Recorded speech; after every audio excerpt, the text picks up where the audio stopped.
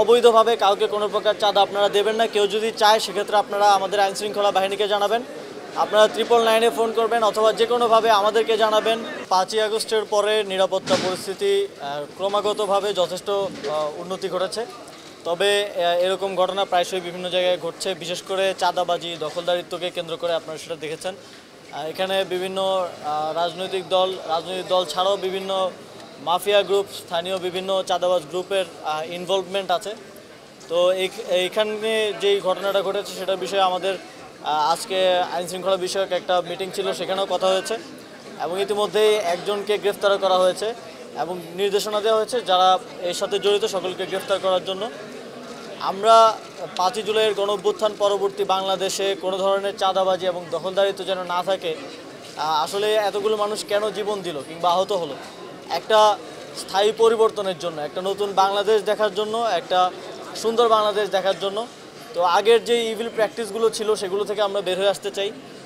আমরা চাই যে বাংলাদেশের প্রত্যেকটি সেক্টরে চাঁদাবাজি মুক্ত, দখলদারি মুক্তভাবে যেন চলতে পারে, একটা সুন্দর প্র্যাকটিস যেন গড়ে ওঠে। সেই জায়গা থেকে এই ধরনের ঘটনা যেন আর কোনোভাবে না ঘটে, সেজন্য এই ঘটনাটাকে ধরেই শাস্তি এবং যারা এই ঘটনা ঘটিয়েছে তাদেরকে গ্রেফতার করার মাধ্যমে, দৃষ্টান্তমূলক শাস্তি দেওয়ার মাধ্যমে একটা প্রেসিডেন্ট যেন স্থাপন হয়, যেন আর কেউ এই ধরনের কোনো ঘটনা কোথাও ঘটানোর সাহস না করে। সেটা নিশ্চিত করার ক্ষেত্রে অন্তর্বর্তীকালীন সরকার কাজ করবে। হামলার মতো ঘটনা ঘটানো হয়েছে। আমরা বাংলাদেশের সকল ব্যবসায়ীদেরকে এটা নিশ্চিত করতে চাই যে এই ধরনের অবৈধভাবে কাউকে কোনো প্রকার চাঁদা আপনারা দেবেন না। কেউ যদি চায় সেক্ষেত্রে আপনারা আমাদের আইনশৃঙ্খলা বাহিনীকে জানাবেন। আপনারা 999-এ ফোন করবেন অথবা যে কোনোভাবে আমাদেরকে জানাবেন। এছাড়াও সারা দেশে আপনারা জানেন এখন রাজনৈতিক দলগুলো চাঁদাবাজির বিরুদ্ধে অবস্থান নিচ্ছেন, আপনারা তাদের নেতৃবৃন্দকে জানাতে পারেন। এছাড়াও ছাত্ররা আছে, তাদেরকে জানাতে পারেন।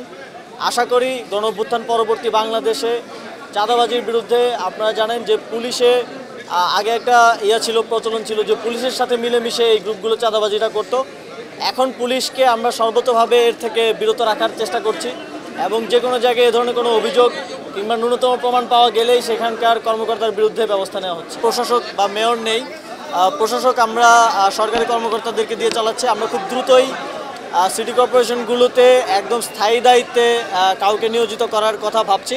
খুব দ্রুতই আপনারা সেটা দেখতে পাবেন। আশা করি স্থায়ী নিয়োগটা হয়ে গেলে এই যে অনিয়মগুলো হচ্ছে বা বিভিন্ন অভিযোগ আছে সেগুলোর সমাধান হবে এবং আপনাদের কাছে সুনির্দিষ্ট তথ্য প্রমাণ সহকারে যদি কোনো অভিযোগ থাকে সেটা আমাদেরকে জানাবেন। মন্ত্রণালয়ের পক্ষ থেকে আমরা যথাযথ ব্যবস্থা নেব।